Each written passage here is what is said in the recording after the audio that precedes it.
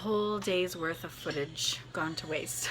Something happened with uploading my videos that just messed it all up. So I'll just give you a recap of what I was filming today, inspired by two documentaries that I've recently watched. One was Fed Up.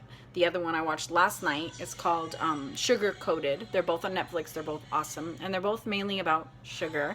Fed Up is more about childhood obesity and how sugar is a huge cause of it, as well as type 2 diabetes in children earlier than ever in history, heart disease earlier than ever in history in children, and the risk of cancer and heart disease is just, it's so sad. It is so sad because they're getting such a head start in eating horrible. They're like, they've been born into this time in history where the convenience foods that are all rich in sugars and horribly processed foods are everything, and that's what people eat all the time, every day.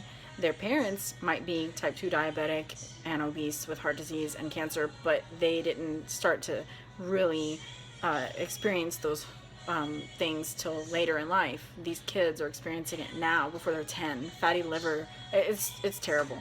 So these documentaries are all about that, and I'm very passionate about just instilling good eating habits in my children, teaching them what health is, teaching them why we have to take care of our bodies, and just really hoping to leave a legacy in that way for my children that they will pass on generation to generation. To feed your body what God made for your body: fruits and vegetables, whole foods, real food, non-processed food. And so we eat that way. We do our best. We're not perfect. We make mistakes and we cheat. We have bad days. But for the most part, at home, we drink just water. We have, home milled flour that we make our bread from. We have all organic, local eggs, meat, and dairy, raw dairy. And we eat as much produce from the farmer's market as we can. We grow some ourselves. And then we fill in the gaps at the local grocery store and with our Juice Plus. And so that's what we do. But we're not perfect. We do the best we can with what we've got, and that's what I recommend for everyone to do. Just do the best you can with what you've got. So I thought, I know most people don't eat like we do, so I'm curious to see how much sugar we have every day, So I kept tabs on that all day, and I had 2 teaspoons in my first cup of coffee. I added a little more coffee and added a half a teaspoon again of sugar, so that's 2.5 teaspoons just for coffee, just in the morning. Then I had about 3 to 4 teaspoons in my salad dressing of honey mixed with Dijon mustard, and then that was it for my day. I didn't have anything else the whole day, so I had about 6.5 teaspoons of added sugar today. That's pretty awesome. They recommend 6 to 9. That's on my diet.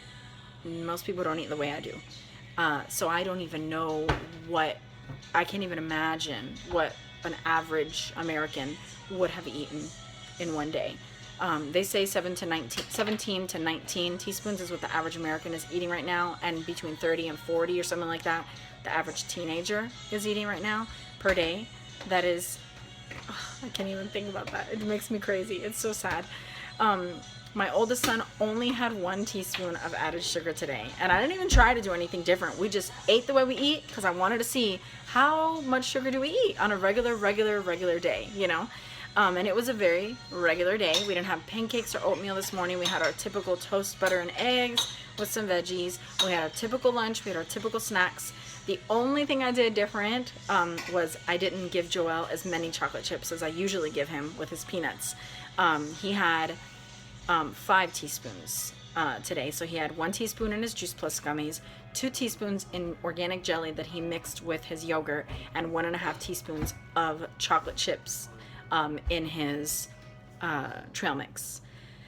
So I think that's pretty amazing, pretty good, but still something to monitor. And that's surprising to me because I thought we're gonna have like nothing, but counting the honey and the maple syrup really does bring it into light a little more.